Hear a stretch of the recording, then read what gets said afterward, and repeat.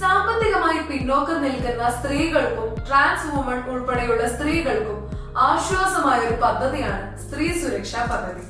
ദേശീയ സ്വയംഭരണ വകുപ്പ് നടപ്പിലാക്കുന്ന ഈ പദ്ധതി 35 മുതൽ 60 വയസ്സ് വരെ പ്രായമുള്ള ആളുകൾക്കും ലഭ്യമാകും.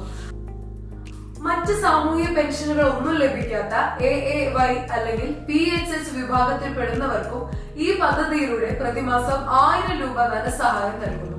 കേരളത്തിൽ സ്ഥിരതാമസമുള്ളവർക്ക് സർക്കാർ അല്ലെങ്കിൽ അർദ്ധ സർക്കാർ ജോലി, സർവീസ് പെൻഷൻ, കുടുംബ പെൻഷൻ തുടങ്ങിയവ ലഭിക്കുന്നവർക്ക് ഈ ആനുകൂല്യം ലഭ്യമല്ല.